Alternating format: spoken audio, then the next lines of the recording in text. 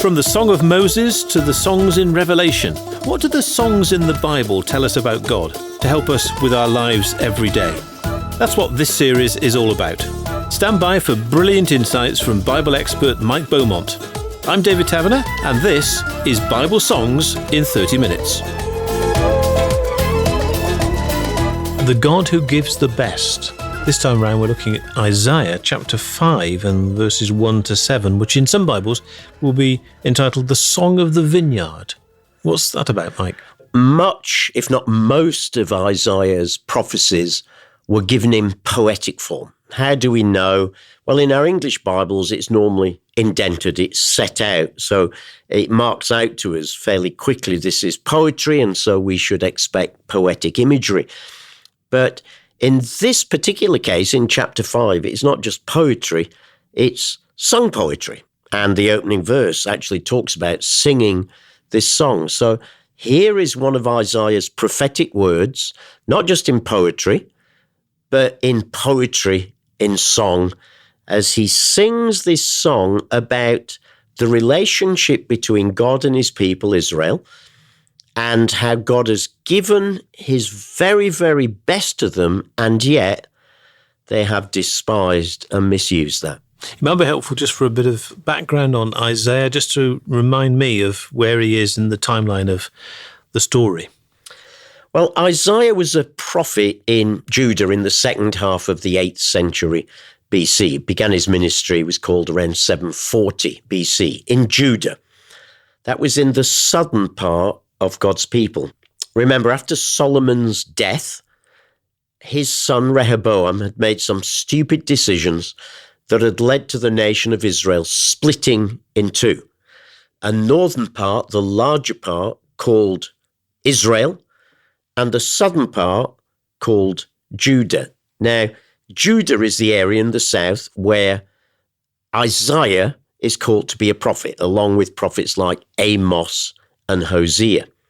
Now, in the north would very soon be conquered by a great empire, Assyria, in 721 BC, and they'd soon make a play to get the south as well, though it would be deferred for some years. And Isaiah was prophesying at a time when there was a lot of wealth in the south, or at least there was a lot of wealth for some people.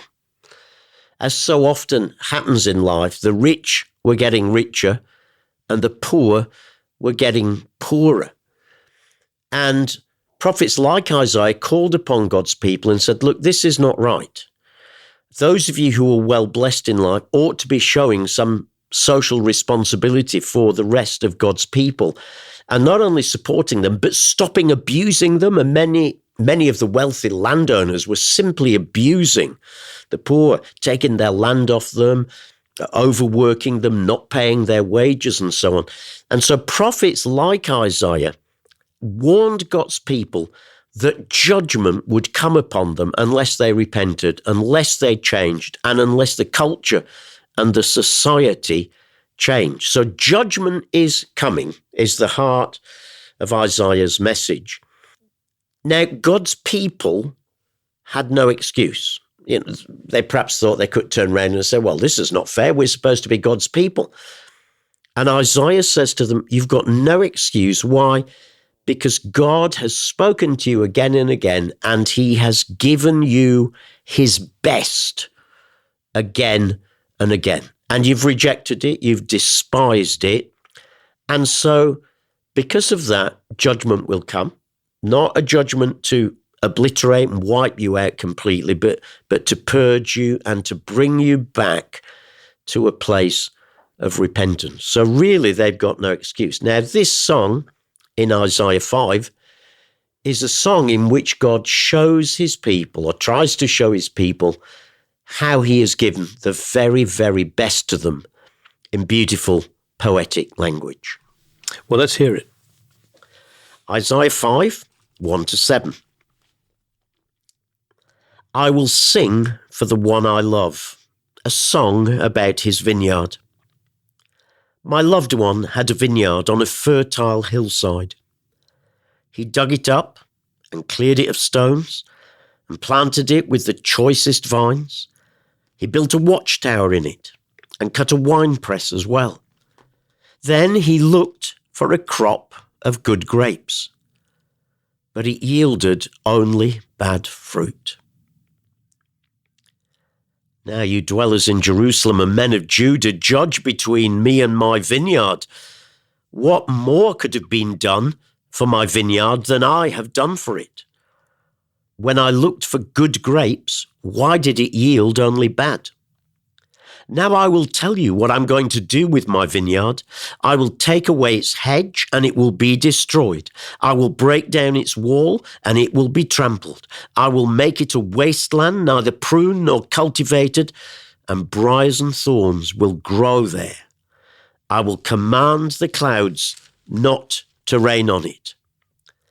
The vineyard of the Lord Almighty is the house of Israel, and the men of Judah are the garden of his delight. And he looked for justice, but saw bloodshed, for righteousness, but heard cries of distress. It sounds very much like a parable. Well, it is. It's exactly what we would call it. It's like one of the parables in the New Testament. Isaiah introduces it, and then God takes the parable through and narrates it himself. He's the I in that. And then Isaiah rounds off saying, yeah, well, this parable I've just told, it's you lot. So it's very, very much a parable. And in that parable, as we saw, Israel is likened to a vineyard. Now, that's a very, very common picture in the Old Testament. So Israel is the vineyard, God is the owner.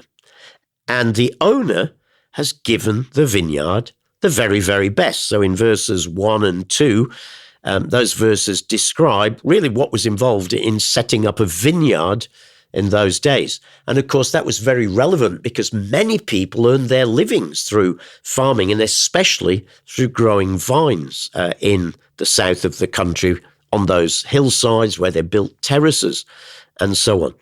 And he's describing here what happened in a 3-year process. In year 1, they cleaned the land, got rid of all the stones, got it ready, made the terraces if they needed to.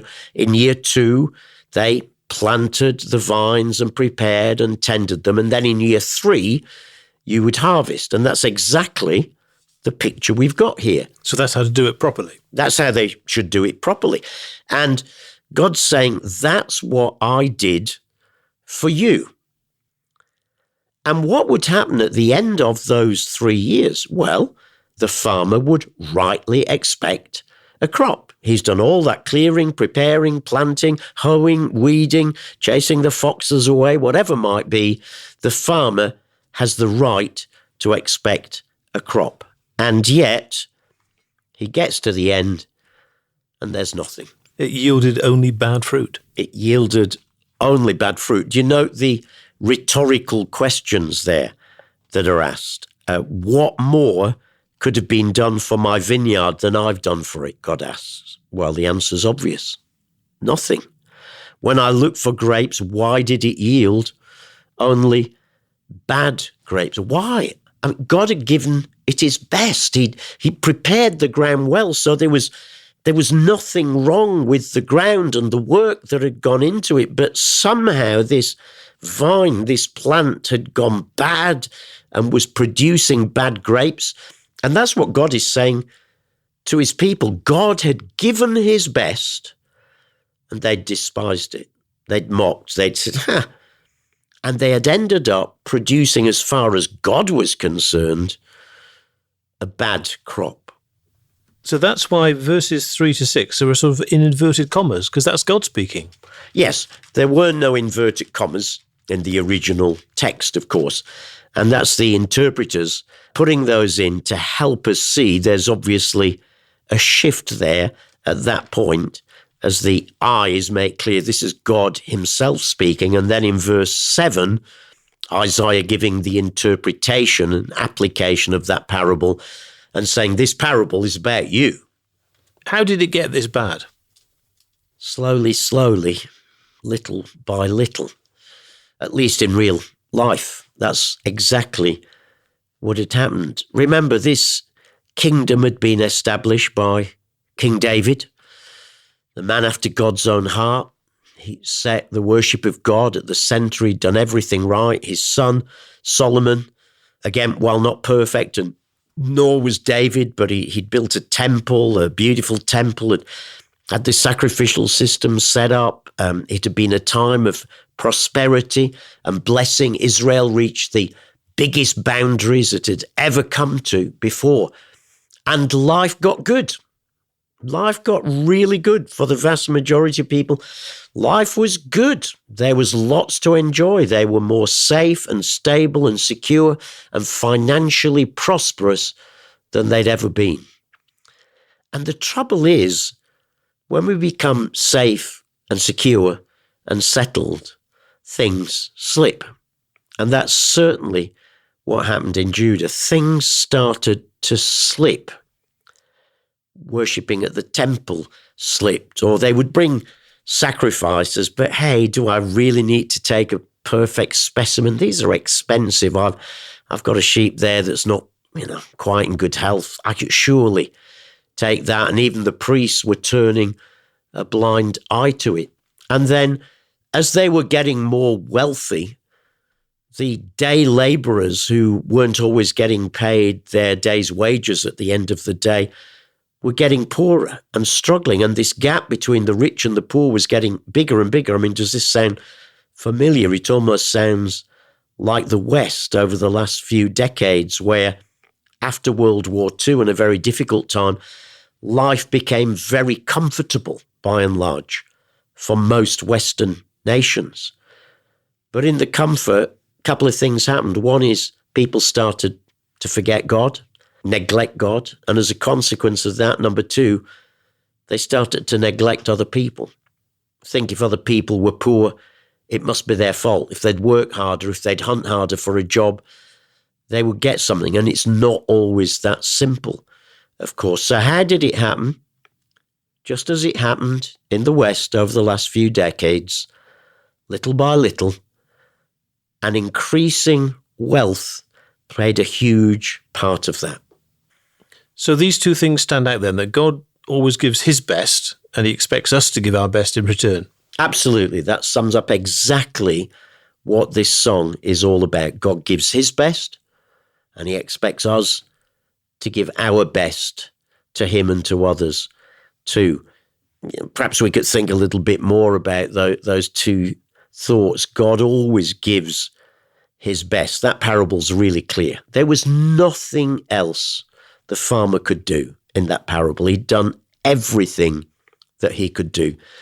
And when we come to the New Testament makes very clear that's exactly what God has done in giving us Jesus. He kept his best till last, but in giving us Jesus, he's giving us the very, very best thing that he could, and yet so many people still reject that. Jesus actually told a parable about that, didn't he, in Matthew 21, the parable of the tenants, and it might be worth just reading that. Matthew 21:33 says, "Listen to another parable. There was a landowner who planted a vineyard." Oh, here we are again, a vineyard. You see, it was a very common experience and a very common picture in the scriptures. He put a wall round it, dug a wine press in it, built a watchtower. Then he rented the vineyard to some farmers and went away on a journey. When the harvest time approached, he sent his servants to the tenants to collect his fruit. So he's expecting fruit out of this. And it's interesting, many scholars think that in telling this parable, Jesus was clearly thinking of Isaiah's song. Well, the tenants seized his servants. They beat one, killed another, and stoned a third. Then he sent other servants to them, more than the first time, and the tenants treated them in the same way. Last of all, he sent his son to them. "They'll respect my son," he said. But when the tenants saw the son, they said to each other, "This is the heir. Come, let's kill him and take his inheritance." So they took him and threw him out of the vineyard and killed him. Therefore, when the owner of the vineyard comes, what will he do to those tenants? He will bring those wretches to a wretched end, they replied. And he'll rent the vineyard to other tenants who will give him the share of the crop at harvest time. And Jesus said to them, have you never read in the scriptures, the stone the builders rejected has become the capstone? The Lord has done this, and it's marvelous in our eyes. Therefore, I tell you, the kingdom of God will be taken away from you and given to people who will produce its fruit. So Jesus there picking up Isaiah's song and saying, yes, God always gives his best. And what was his best in that parable of Jesus? It was sending the Son, a reference to himself, of course, and how he would not only come as he had done, but give his life on the cross. So God gives his best, but God also then expects us to give our best in return. I mean, so why can we trust God to give his best? Well, it's because of who God is. God is perfection. God is loving. God is faithful. And God is faithful to all his promises, Psalm 145 says. God is faithful to all his promises and loving towards all that he has made. So if God is loving towards everything he's made and God is faithful to his promises, how can he not give us his best? So it's partly because of how can we trust him? Because of who he is. Of course he can be trusted. He is the faithful God who loves us. And secondly, we can trust him not just because of who he is, but what he's committed to. God is committed to working for our good. Romans 8:28, we know that in all things God works for the good of those who love him, who are called according to his purpose. So God always gives his best. Now, it may not always look his best at first, and we may not understand it's his best until later, but it's all to do with the nature and character of God. And if we've understood God as he is revealed in the Bible, then we will understand that God always gives us his best. And if you're still in doubt, then go to the Gospels again and see how very much God loved us in not even withholding his own son from us, but allowing him to go to the cross and to die there to pay the price of our sins. If he's given us Jesus as that sacrifice, do you honestly not think that he'll give us the best in everything else we need? So God always gives his best, but we don't always give our best. No, we don't. But this parable is all about a call to us to give our best to God. Actually, God expects us to give our best. He expects us to give our best to him. He expects us to give our best to others. And that's not just a nice theoretical idea. Oh yeah, I want to give my best to God. In the Old Testament, in Isaiah's day, that was expressed in very tangible ways. For example, if you said, I want to give my best to God, then the answer would be, then bring your tithe and bring your first fruits, that first portion of the crop. Let's see how much you trust God. Give the first tenth and the first portion of your crops to God. Let's put this to the test. So give your best to him and also give your best to others. Again, in Isaiah's day, there were specific laws about caring for the poor and the marginalized, even down to details like when you harvest your crops, don't harvest right to the edge. Leave the bits at the edge for the poor to freely come and take it. You don't need it. It's not going to make a huge difference to you, but it will make a huge expression to them. So there were many laws like that that governed demonstrating your love and giving your best to your fellow Israelites, especially those who were the poor and the marginalised. And that wasn't an optional extra. That wasn't, now for those of you who'd like to be in the Premier League of relationship with God, here's what you could do. This was a fundamental requirement of the law for all of God's people, to give God their best in every area, at every time, whether that were giving him their best vertically to him or giving their best horizontally to others. Giving God our best was a fundamental call of the Old Testament law. Did the people of Judah get the message? Well, they didn't. How do we know that? Well, we know that first of all from history, the history books, and what happened to the nation of Judah. But we also know it from what happens in Isaiah 5 after this song. Because when Isaiah has finished this song, he immediately follows in chapter 5 with 5 woes. Woe to you. Now, a woe was normally a declaration of judgment on those who wouldn't change. And there's a string of 6 woes. In verse 8, a woe on those who accumulate stuff in life but end up empty. A woe in verse 11 of those who get addicted to things like drink. In verse 18, a woe to those who draw sin along with cords of deceit, to those who say, let God hurry, let him hasten his work so we may see it. An impatience with God and doing things his way. In verse 20, a woe to those who call evil good and good evil. My goodness, that still happens in our day, doesn't it? There is no such thing as truth. Good is what I call good. Verse 21, woe to those who were wise in their own eyes and clever in their own sight. That could be written for today. Verse 22, woe to those, I love this one, woe to those who were heroes at drinking and champions at mixing drinks. You see, they used to mix drinks in those days, long before mixologists came along at the local bar. And this is what people were giving themselves to. This was the height of life. Drinking parties, mixing new cocktails, we might put it, who would quit the guilty for a bribe. Oh my goodness, it suddenly gets very serious now. Maybe that is because they've been drinking so much, their judgment was now flawed. They're acquitting the guilty now for a bribe and denying justice to the innocent. And he follows up those 6 woes. 6 woes.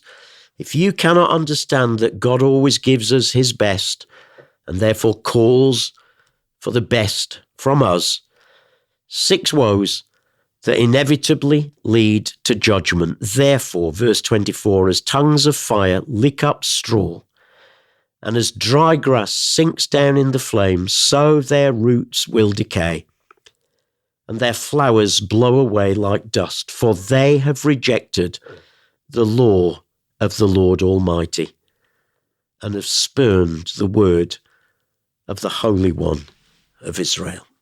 So serious implications of not giving our best in return, and yet perhaps in reality we give the best for ourselves and leave the leftovers for others. So easy to do that, isn't it? And clearly we have a responsibility to look after ourselves and our families.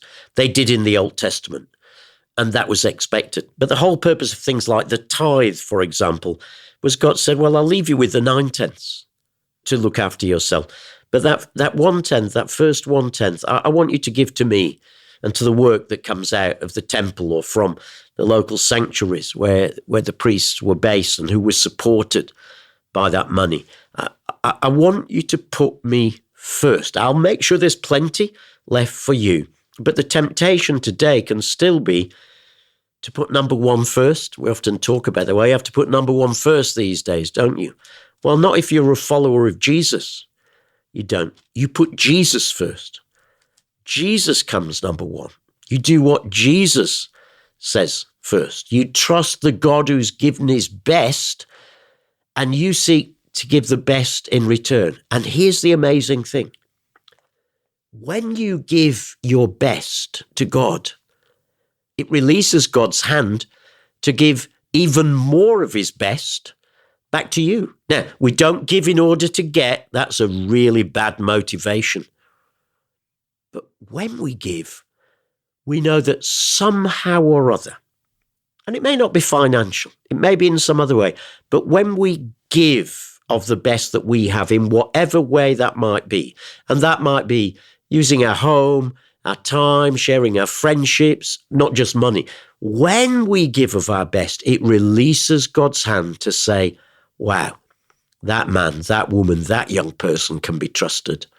I can give yet more of my best to them once again because I know they'll use it wisely for my kingdom. And though this parable is a sort of story, it's obviously got serious implications because looking back at the words from God, he's referring to the vineyard, when it all goes wrong, as a total waste of space. A strong language. It is, isn't it? And because of that, he says in verse 5, I'll tell you what I'm going to do. I'll take away its hedge and it will be destroyed. I'll break down its wall and it will be trampled.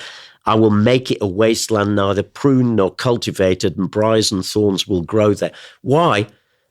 Because what is the point of having this area as a vineyard when it produces no fruit from its vine? It is a waste of space. God says, let me get rid of it. Let me destroy it. Let's put something else there that will be more fruitful. Sadly, this is exactly what would happen to God's people. First of all, the northern tribes, Israel, would be conquered by Assyria in 722, 721 BC.